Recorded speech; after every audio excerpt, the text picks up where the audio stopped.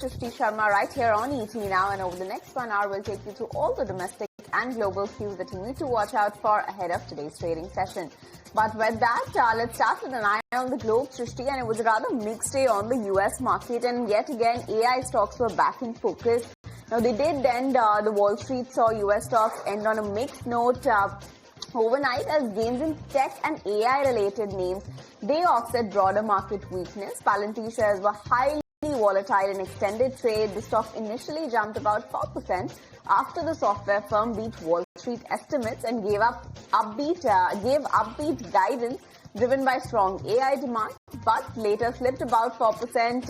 Now, AI-linked giants led the day's advances. Amazon hit a record closing high. That's after announcing a deal with OpenAI. So that helped the Nasdaq climb nearly 0.5% in trade yesterday, whereas the S&P 500, that added about 0.2%. On the other hand, Dow Jones Industrial Average, that however fell about more than 200 points or about 0.5%, weighed down by weakness in other sectors. Still, the market breadth remains largely a concern because more than 300 S&P 500 stocks, they closed in the red, which highlights the ongoing concentration in a handful of mega cap names. So yes, a little bit of a red over there as far as the broader markets are concerned in the US. But on the earnings front, over 300 S&P 500 companies have reported so far this season, with more than 80% beating expectations. That's according to FactSet, thanks to largely strong results and continued AI investment from hyperscalers. So yes, Shrishti, very good moves coming in from the Wall Street, except Dow did witness about 200 points of a downtick, but otherwise AI stocks yet again in focus, leading the gains over there. All right, interesting moves indeed, but interesting moves are already there in the crude oil market as well. Let's give you a quick check over there. Oil is seen to be fluctuating a bit. Just yesterday we told you about the OPEC Plus pause Q1 output high, and a reaction to that, Brent is trading flat at around $65 per barrel mark, while WTI is also seen to be stabilizing this morning at $61 per barrel mark. Other than that, gold, yes, of course, that is seen to be off its life highs levels, but a bit of a rebound there from the lower levels, because just yesterday and in the past couple of days, gold was seen to be trading below that 4,000 per ounce mark, but for today it's exactly there.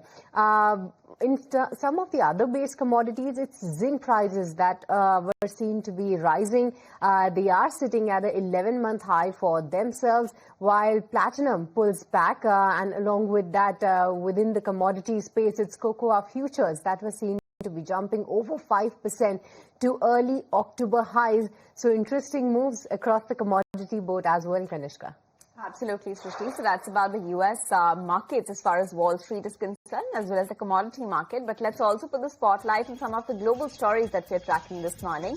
First up, the US became the first nation to export 10.1 million tons of liquefied natural gas, that is LNG, in a single month, led by Venture Global's Plaquemines Engineers Corpus Christi project.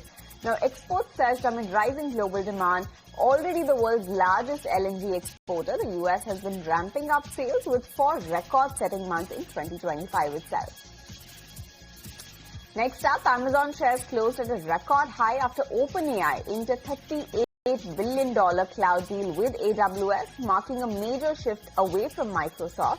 OpenAI gains access to hundreds of thousands of NVIDIA GPUs, boosting AI power through 2026. And Microsoft's nearly $10 billion deal with former Bitcoin miner Iron shows how crypto miners' pivot to AI is paying off big time. Now, the Australia-based firm signed a 5-year, $9.7 billion agreement, making Microsoft its largest customer. Now, the deal gives Microsoft access to NVIDIA's powered data center capacity at Iron's Texas facility. Other than that, Planter beat Q3 estimates and raised the Q4 guidance, crediting booming the AI software adoption. Now, government sales jumped 52%, fueling the momentum as shares soared once at 70% this particular year, despite valuations worries from the analysts. Now, the optimistic guidance comes even as the government shutdown stretches into its second calendar month and potentially threatens some key contracts. Next up, Berkshire Hathaway's $1.2 billion drop in consumer equity cost basis suggests that Warren Buffett sold more Apple shares in the third quarter. Apple's 24% surge in a quarter likely prompted the legendary investor to lock in profits. Berkshire also trimmed its Apple stake in the second quarter of the year. The iPhone maker was still Berkshire's largest holding at the end of June, when it controlled about 280 million shares worth $57 billion. All right, let's also tell you the latest commentary coming in from Fed spokesperson, wherein Federal Reserve Governor Lisa Cook says the risk of a weaker labor market now outweighs the risk of rising inflation. But she is stopping short of backing another rate cut in December. She said that Fed policy isn't on a present path. Calling every meeting live, Cook expects inflation to stay elevated next year as Trump's tariff ripple through prices, but says those effects should fade with inflation easing towards the Fed's 2% goal. Well, more updates coming from the Fed. Now, Federal Reserve banker for Chicago President Austin Goolsbee says that he's more worried about inflation and the job market right now and wants to see more data before deciding how to vote at the December Fed meeting. He added that the inflation has been above target for 4.5 years now and is still trending the wrong way. While rates can come down further, it must happen in step with falling inflation, not ahead of it. That's the word coming from Austin Goolsbee. All right, but with this, let's move on and let's get to the latest with respect to the free trade deal, wherein EU negotiators are in New Delhi this week for the 14th round of talks till the 7th of November, aimed at breaking the deadlock and sealing the free trade agreement by the year end. Let me take it across to my colleague Sumita Karir, who is joining us with more details. Sumita. That's right. Sources are suggesting that a team of EU trade commissioners is in India for the 14th round of negotiations for the India-EU FTA. A team is here. The team that is here is going to be here till the 7th of November. In fact, we were also given to understand that 10 out of the 20 chapters as far as this particular negotiation and trade agreement is concerned have been agreed upon. There was some sort of a broad agreement also on 4 to 5 additional chapters. Now, as far as EU FTA is concerned, well, CBAM issue has been an issue, and that is something that has been discussed at length, when Minister Piyush Goyal was in Brussels, and India has put forward a strong position on the CBAM issue. However, both sides have decided to work closely to finalize the non-sensitive industrial tariff lines, and in fact, both sides are also looking at efforts to conclude a deal by year end. However, convergences as far as those are concerned, convergences have also been made towards some issues given the kind of chapters that have been closed. But India is not going to be working with any deadlines, even though the attempt of both sides or the hope of both sides is to conclude this agreement by year end, as was, of course, also expressed by the leaders of both the countries. In fact, if you remember, Commerce and Industry Minister Piyush Goyal visited Brussels from 27th till the 28th of October 2025. The minister held high-level discussions with Marko Sefcovic. He is the EVP and European Commissioner for Trade of the European Union. Discussions then happened on tariff and non-tariff barriers, and the EU essentially what they want is they want reduction in products. Tax reduction in products like wine, spirits, meats, supply chain integration opportunities as well. And of course, agreement on issues like I stated, CBAM, in addition to CBAM, steel, auto and other EU regulations, they will require further discussion due to the high sensitivity that is involved. So definitely it remains to be seen whether both the sides can really sort of offset any kind of challenges that they might be seeing and arrive at a conclusion as far as these particular aspects are concerned. All right, thank you, Sumita, for getting us the latest on India-EU FTA update. But moving on, let's shift focus to the political landscape. And now coming to the fierce campaigning that's underway in poll-bound state of Bihar. Union Home Minister Amit Shah said that the defense corridor will come up in Bihar and factories will be set up in each district if the NDA is voted to power. Now, the Home Minister was addressing a poll rally in Bihar's Sheohar. Meanwhile, Congress President Mallikarjun Kharge refuted Prime Minister Narendra Modi's claim that Bihar's Rashtriya Janata Dal, that is the RJD, stole the Chief Minister's post from Congress, which the PM claimed led to a rift in the Mahagathbandhan alliance. Let's listen to what the Prime Minister Narendra Modi and Home Minister Amit Shah had to say in their rallies. दरअसल कांग्रेस नहीं चाहती थी कि RJD का नेता मुख्यमंत्री पद का उम्मीदवार बने। पिछले कई महीनों से वो ऐसा माहौल बना रहे थे, लेकिन आरजेडी ने कांग्रेस की कनपट्टी पर कट्टा रखकर मुख्यमंत्री की उम्मीदवारी का वो प्रचार का वो जो हथियार था ना, वो भी चोरी कर लिया। इससे कांग्रेस के लोग बहुत गुस्से में हैं। ना बिहार में सीएम का पद खाली है, यहां नीतीश कुमार जी बैठे हैं और दिल्ली में नरेंद्र मोदी जी बैठे हैं। भाइयों बहनों, मुझे बताओ, जो लोग अपने बेटा बेटी को मुख्यमंत्री प्रधानमंत्री बनाना चाहते हो, वो लोग बिहार के युवा का भला कर सकते हैं क्या? अरे जोर से बोलो, कर सकते हैं। बिहार के युवा का भला नरेंद्र मोदी और नीतीश कुमार ही कर सकते हैं। Nitish Kumar.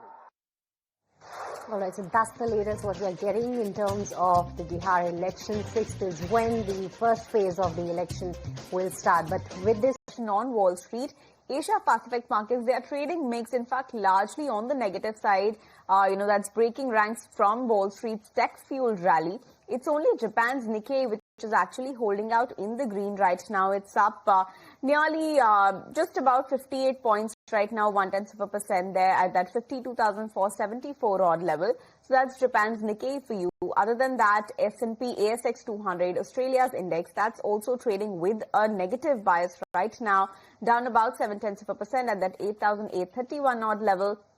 Other than that, Hong Kong's Hang Seng Index, that's also continuing to trade in the red.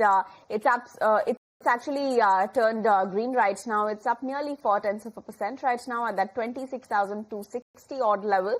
So yes, that's Hong Kong index for you. Other than that, China's Shanghai index, let's see how that one is faring. It's also trading in the red right now. Oh, it's turned to green now, absolutely flat, but yes, trading with a positive bias right now, up about 0.1% at the 3,980 odd level. It's other than that, it's South Korea's Kospi index, which is actually leading the losses as far as the Asia Pacific front is concerned. It's down more than 1% right now at that 4,175 odd level. Lastly, if we talk about the Nifty, yesterday we did end on a muted note at that 25,763 odd level, and today as well is what we are expecting a muted start with a negative bias following several of the Asian peers. A 20-point downtick is what we are expecting. That's what the Nifty implied open is suggesting for the Nifty today. So yes, Srishti, November started on a slightly muted note. Oh, looks like a bit of a muted action when it comes to the market moves. But just yesterday, interesting moves that we have seen, especially with respect to the sectoral picture. Let me take it across to Ravinder for the market wrap. Well, yes, yesterday Nifty closes slightly green after losing a two-session losing streak and touching a 25,800 mark on the intraday basis, but closes below 25,800 mark. And Shriram Finance was the top gainers of the Nifty 50 index in yesterday's trading session on the back of the quarterly earnings. And if we talk about Nifty Bank Index, the Nifty Bank Index snapped its two-session losing streak mainly led by Bank of Baroda, and Bank of Baroda was the top gainers of the Nifty Bank Index in yesterday's trading session. Bank of Baroda was up more than 4.5% on the back of the strong quarterly earnings, and Nifty Bank Index closes above 58,100 mark, advancing for 325 basis to 325 points. And if we talk about broader indices, then Nifty mid cap and small cap, both the broader indices closes in green. And if we talk about sectoral indices, then all major sectoral indices closes in green in yesterday's trading session. And Nifty Realty was the top gainers of the sectoral gainers in yesterday's session, advancing more than 2.5%, and all the constituents of the Realty index were closing green. And if we talk about Nifty PSU Bank Index. The Nifty PSU Bank Index hit a record high level yesterday, and advances for the second consecutive session mainly led by Bank of Baroda and Indian Bank, and all the constituents of the Nifty PSU Bank were closing green. And if we talk about Nifty Pharma Index, the Nifty Pharma Index snapped 2-session losing streak, and all the constituents closing green. And walkout was the top gainers of from the Nifty Pharma Index. Walkout stock was up more than 10% on the back of the strong quarterly earnings. And if we talk about Nifty Energy, then Nifty Energy too closes in green. And on the flip side, Nifty IT was a top sectoral losers in yesterday's trading session, fall for the third consecutive session, mainly dragged by TCS and Tech Mahindra. And lastly, if we talk about Nifty FMCG Index, then Nifty FMCG Index too declined for the third consecutive session, mainly dragged by Patanjali Food and ITC. Thank you, Rabinder, for that market roundup. But lots of stocks as well to focus on today. Several earnings that we'll be watching out for, and there'll be reactions to many of the earnings, including Airtel. So, which are the stocks that you are tracking this morning? Well, as Bharti Airtel can be in focus on the back of the quarterly earnings, where company reported an inline set of number in Q2 FY26. Revenue was about the street estimate, and we talk about PAT, then company's PAT saw an uptick of more than 14%, and margins also expanded by more than 40 basis points on a sequential basis. And if we talk about mobile ARPU of the Bharti Airtel, then it has increased to rupees 256. And apart from this, Bharti Airtel board has also approved to acquire an additional 5% stake in Indus Tower. Titan can be in focus on the back of the mixed set of number in Q2, and then in Q2 FY26, company revenue was above the street estimate, and PAT and margin was in line, and domestic jewelry margin was at 11.1% on a year-on-year basis, and emerging business net loss reduced nominally on a yearly basis. Power Grid can be in focus on the back of their weak set of number, where companies reported a weak set of number in Q2 FY26, where company's standalone EBITDA margin was at 80.1% as compared to 85.6% on a year-on-year basis, which was down more than 550 basis point year-on-year basis, and PAT also saw a downtick of more than 4% year-on-year basis. Acme Solar can be in focus on the back of their quarterly earnings, where company's revenue EBITDA was slightly weak as compared to the street estimate, where company reported a PAT at rupees 400 crore as compared to 221 crore, with an uptick of 81%, and EBITDA margins also saw an uptick of more than 50 basis point year-on-year basis. Lastly, City Union Bank can be in focus, where company's NII saw an uptick of 14.4% year-on-year basis, and operating profit saw an uptick of 10% year-on-year basis at rupees 471 crore. And if we talk about provision, then provision saw a downtick of company reported provision at the company's provision was down more than 18.5% on its quarterly basis, and asset quality has improved. So back of this, City Union Bank can be in focus. All right, so these are some of the counters that you should be watching out for. But other than that, let's watch out for Hero MotoCorp as well. Well, the company reported a sales number for the October, where the wholesale stands over 6 lakhs units, and that is in line to what we were expecting at ET now as well. So inline set coming in from Hero MotoCorp. But other than that, Bharti Hexacom will be in focus on the back of its earnings, because this time around what we get to see in terms of the earnings performance, the revenue is seen to be up by 2.5% on a sequential basis. The profit has seen a jump of almost 8%, while the EBITDA margin, that has seen a surge too and has improved 84 basis points. Niva Bupa is going to be in focus as well, because this time around you will see that the company has reported a loss number of 35 crores. But sequentially, if you see, the performance and the loss is seen to be narrowing. And not just that, even Morgan Stanley believes that there's 80% probability of the stock outperforming the index over the next 15 years. The stock has underperformed recently, but Morgan Stanley do expect a rebound.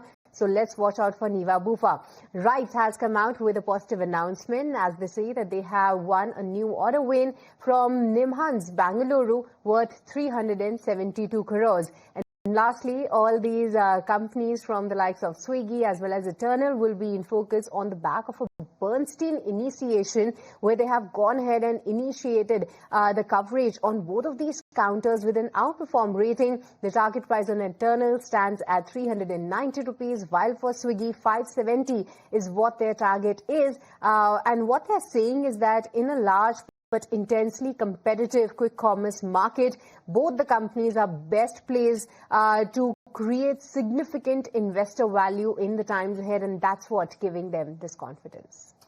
All right, so lots of stocks to watch out for, but several cues as well that we need to keep an eye out for. And Ravinder is back with us to take us through all the cues that we need to watch out. Well, yes, in India, all eye will be on Nifty weekly expiry and on the earning fronts from the Nifty 50 index. Then SBI, M&M, Interglobe Aviation, Adani Enterprise and Adani Ports will be announced their quarterly result today. And apart from this, other notable companies will report their earnings like Berger Paint, Castrol India, Escort Kubota, Alembic Pharma, Garden Ridge Shipbuilders, Whirlpool India, Nuvama Wealth and Metropolis Healthcare, along with other companies will also report their quarterly numbers today. And on the corporate front, Easy Trip will consider preferential issue of shares, while Nuvama board is set to discuss a stock split. The auto sector also see an action today, while new launches expected from the Hyundai India and Royal Enfield. And then from the IPO space, the Grow IPO will open for the subscription today, while the Lenskart IPO subscription will close today. So a busy day for primary market as well, and globally focus will be on US trade data and a packed earnings calendar featuring Armaco, BP, and Mitsubishi. So this global earnings, these global companies will release their quarterly earnings today. And among the other key international developments, like ECB president is scheduled to speak, and in India the Supreme Court is set to hear PLAs challenging the Online Gaming Act. Thank you so much, Ravinder, for getting us all those details. So lots to watch out for in today's trading session. But just yesterday, we had seen one of the other counters doing very well, and that was Vodafone Idea. Share rally almost 10% as the telecom major has approached the Supreme Court seeking further clarity on the Asia dues in its fresh plea. Yes, of course, the outcome has been positive, but let me take it across to Samir Dikshit for more details, who filed this report earlier. Samir. A major relief to telecom player Vodafone Idea. Vodafone Idea once again approached the Supreme Court citing an error in the last judgment of the Supreme Court. There was a paragraph which lacked some sort of clarity, based on which Vodafone Idea approached the Supreme Court.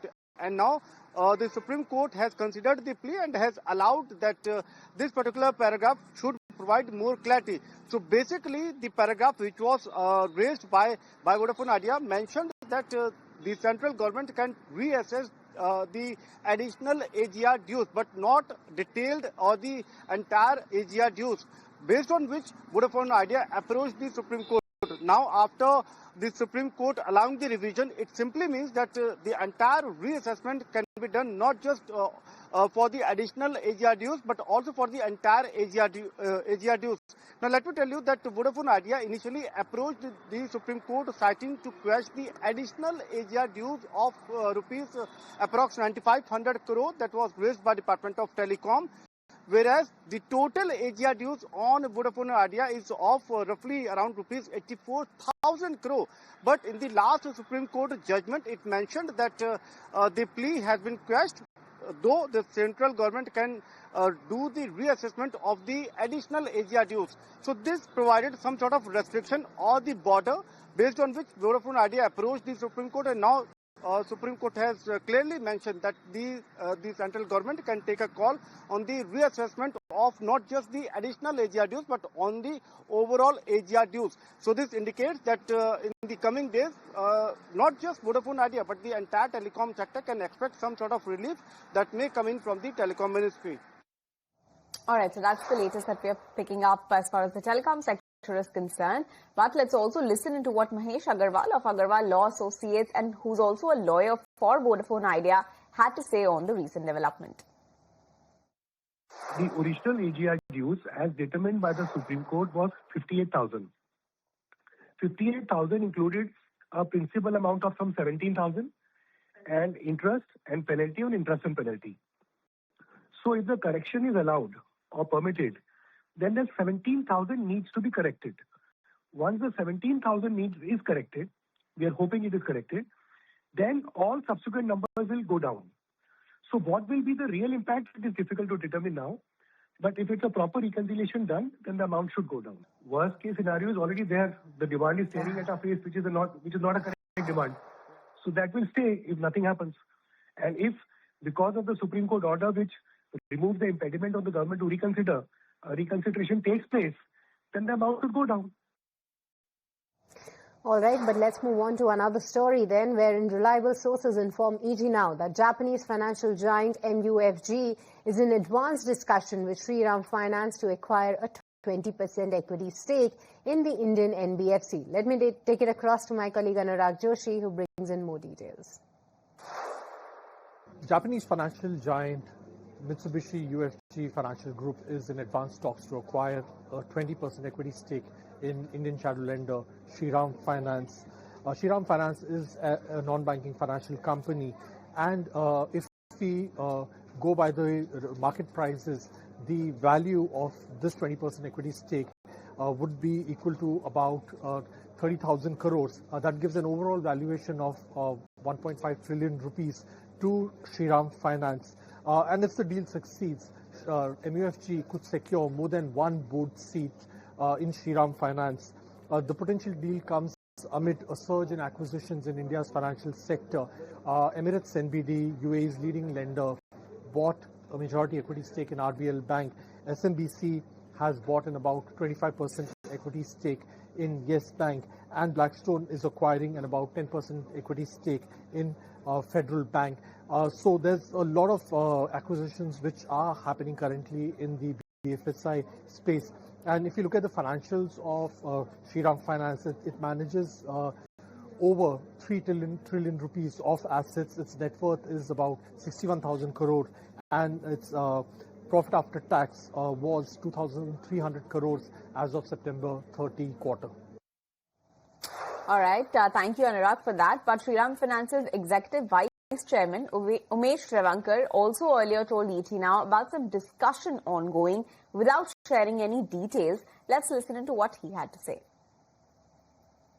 Any bank or NBFC will be definitely looking at various options of raising resources, and that is a continuous progress because it is the what you call the basic raw material for a finance company or bank.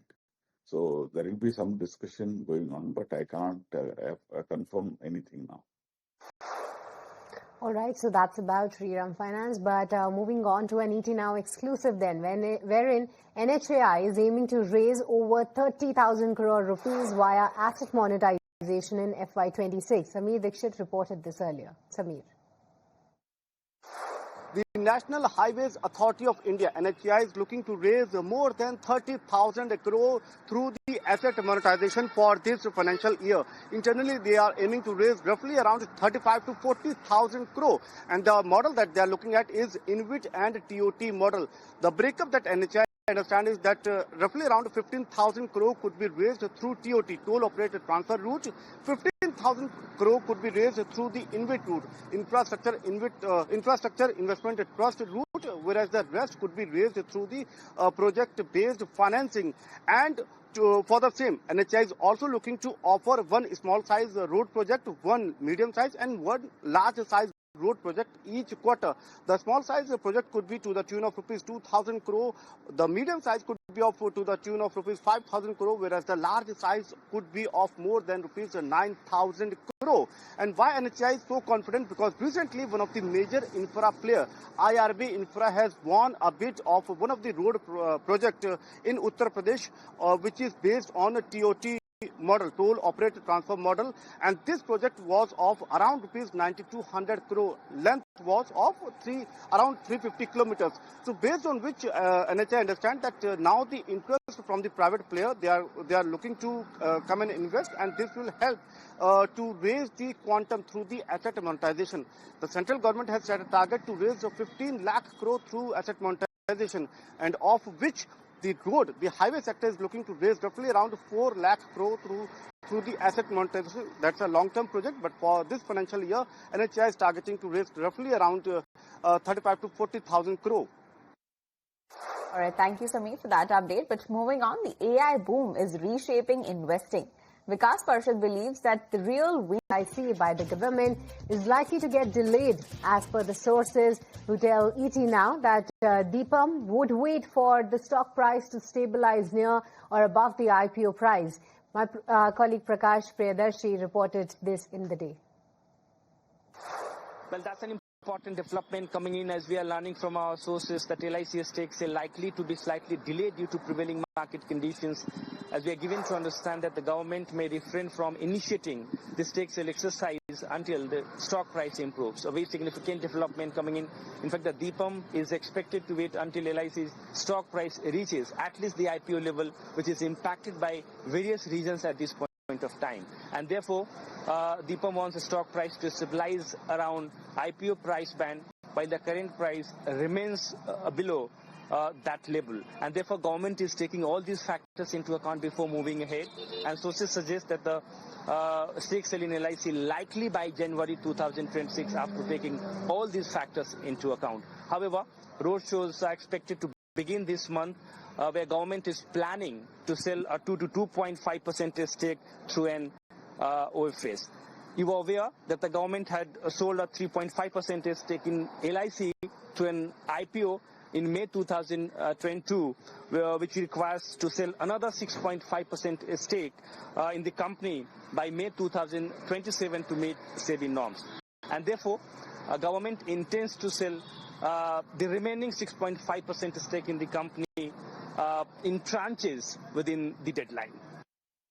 Right, thank you, Prakash, for all those details. But another stock that we'll be watching out for today is SBI. Now, it is going to report its numbers, and let's take a look at what kind of preview is the street expecting as of now. Now, it's likely going to be a soft quarter for the banking major, for the PSU. Now, net interest income, that is expected to come in at 41,229 crore rupees.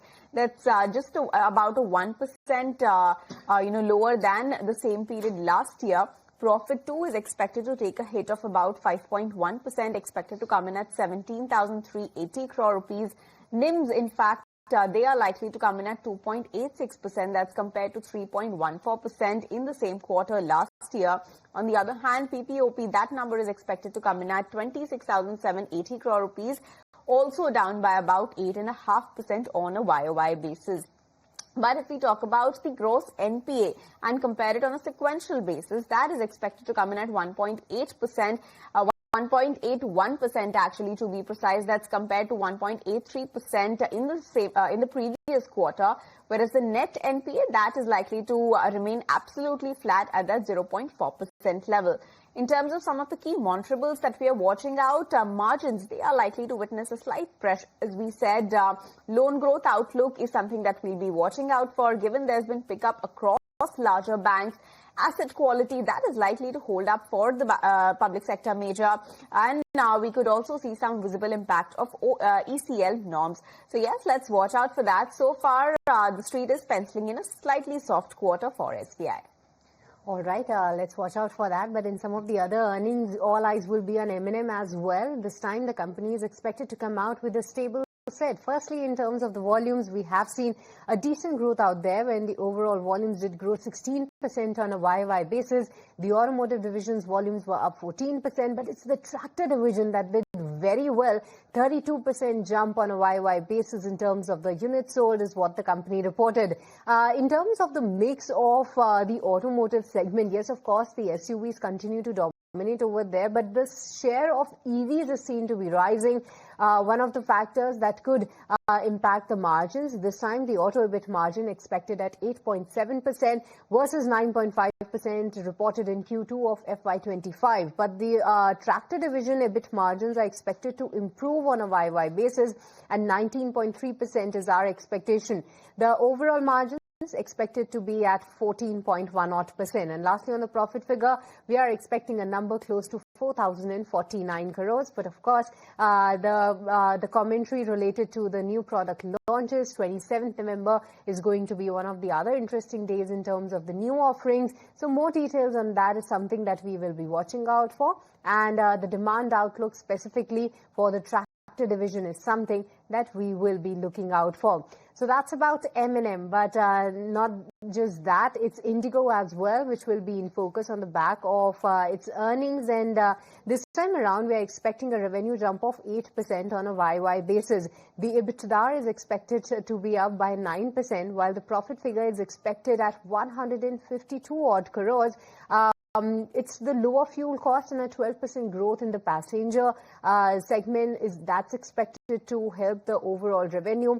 The average fare is expected to fall by almost 2% on a sequential basis on a 1-month forward bookings in Q2. Maybe one of the factors that did impact the earnings projections, and the management's focus on the international expansions. What are the plans going ahead is something that we will be watching out for in terms of the management commentary. Along with that, the addition of the new networks and the code sharing agreements, more clarity on that is something that we will be looking out for when it comes to Interglobe Aviation numbers. All right then, all eyes on Interglobe Aviation, but let's also put the spotlight back on the telecom sector. Bharti Airtel reported its numbers yesterday, and it was a largely inline set of numbers that we have seen. Revenue came in at 52,145 crore rupees. That's up about 5.5% on a sequential basis. PAT2 saw a growth of about 14%, coming in at 6,790 crore rupees on a sequential basis. EBIT margin, however, that was at 66%. That's down about 130 basis points. EBITDA, that was up about 6% on a sequential basis, coming in at 27,839 crores. So yes, EBIT margin, beg your pardon, EBIT margin has come in at 66%, whereas EBITDA margin, that stands at 56.7%. That's up about 40 basis points on a sequential basis. So yes, a largely inline set of numbers. ARPU, which is a key factor to watch as far as telecom companies are concerned, that has risen to 256 rupees for Bharti Airtel. Capex has come in at 11,362 crore rupees. As far as the India mobile revenue is concerned, that has seen a growth of about 13% on a year-on-year basis. Meanwhile, higher realizations and expanding customer base aid, they have also aided the growth for the company. So yes, a largely inline set of numbers is what we are seeing for Bharti Airtel, Srishti, and let's see how the stock performs today. All right, definitely all eyes on Bharti Airtel, and not just with respect to the earnings, is the board as well that has given an approval and a go-ahead to increase the stake in the Indus Towers with almost 5%. So that is something, the other development that we will be watching out for when it comes to Bharti Airtel numbers. The stock did close with almost a 1% jump. But other than that, it's Titan as well that has come out with its numbers this time around. The EBITDA was seen to be in line, while in terms of the overall margins, that was seen to be a big miss versus the estimates. And not just that, even the profit figure did come lower versus what we were expecting at ET now. The revenue has seen a jump of 25%, the net profit being reported at 1,006 crores. And yes, in terms of the margins as well, 9.8% is what the company has reported versus the estimate that was in double digits. The jewelry revenue was seen to be up almost 21%, while in terms of the CaratLane, a 32% growth is what the company has reported. And even the emerging business, the sales stood at almost at 142 crores. So let's watch out for Titan as well. Not a great set this time around. 8 a.m. is when the company will come out with its con call, and more commentary on that is something that we will be watching out for. And on the channel as well, we will be talking to the management of Titan. So all eyes on that. That's right. So all eyes on Titan, and let's see how that stock fares today in trade. But let's put the spotlight on the auto sector now. And R.C. Bhargava, the chairman at Maruti Suzuki, is saying that he expects 10% growth in the small car segment in the second half of this fiscal. Let's listen into what he had to say about the market share and more. Half we will have a 10% growth. I'm sticking to that. In the small car segment, 10% growth in the second half of this year. Simple reason for market share growth is that our small cars will, as I'm hoping, will grow at 10% a year. The bigger cars are not growing at 10% a year. And there's only one other company in India which makes a sizable amount of small cars. They will also benefit and they will also grow faster. But the result is that the small car growth will drive faster market share growth for these two companies. And correspondingly, there will be some loss of market share for the other companies. All right, so that's about Maruti Suzuki. The stock did slip with almost 3.5% in yesterday's trading session. So even the management commentary couldn't feel that excitement around with respect to Maruti Suzuki, given the fact that the stock has already seen almost a 50% jump in the past couple of months. But let's also tell you what the latest subscription data is that we are gathering with respect to Lenskart IPO.